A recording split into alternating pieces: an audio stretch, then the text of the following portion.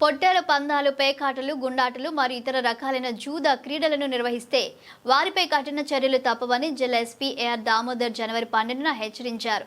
సంక్రాంతి పండుగ పేరుతో చట్ట వ్యతిరేక కార్యకలాపాలకు పాల్పడితే చట్టపరమైన చర్యలు తప్పవన్నారు. జిల్లాలో కోడి పందాలు, పొట్టేలు పందాలు, పేకాటలు, గుండాటలు మరియు ఇతర రకాలైన జూద క్రీడలను నిర్వహిస్తే వారిపై చట్టపరమైన కఠిన చర్యలు తప్పవని, అటువంటి వారిపై హిస్టరీ షీట్లను తెరుస్తామని తెలిపారు. ఇప్పటికే గతంలో పేకాట, కోడి పందాలతో ప్రమేయం ఉన్న 80 వ్యక్తులను గుర్తించి వారిని మండల ఎగ్జిక్యూటివ్ మెజిస్ట్రేట్ వద్ద మంచి ప్రవర్తనకు బైండ్ ఓవర్ చేశామన్నారు.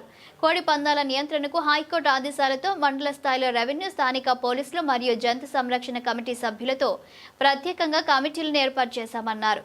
క్షేత్రస్థాయిలో కోడి పందాల నిర్వహణపై ప్రత్యేకంగా ఏర్పాటు చేసిన బృందాలు నిఘా పెట్టాయన్నారు. గానీ తావులేదు. ఇటువంటి పందేలు సంప్రదాయం కాదు, అది చట్టం వ్యతిరేక కార్యకలాపం. ప్రజలు చట్టాన్ని గౌరవించాలి. ప్రజల సహకారంతోనే శాంతి భద్రతలు నిలబడతాయి. ఇటువంటి పందేలు ఎక్కడైనా జరుగుతున్నట్టు తెలిసినట్లయితే తక్షణమే పోలీస్ వారికి సమాచారం ఇవ్వగలరు. పండగలను ఆనందంగా, శాంతియుతంగా జరుపుకుందాం. చట్టం వ్యతిరేక కార్యకలాపాలకు దూరంగా ఉందాం. మీ విజయనగరం జిల్లా పోలీస్.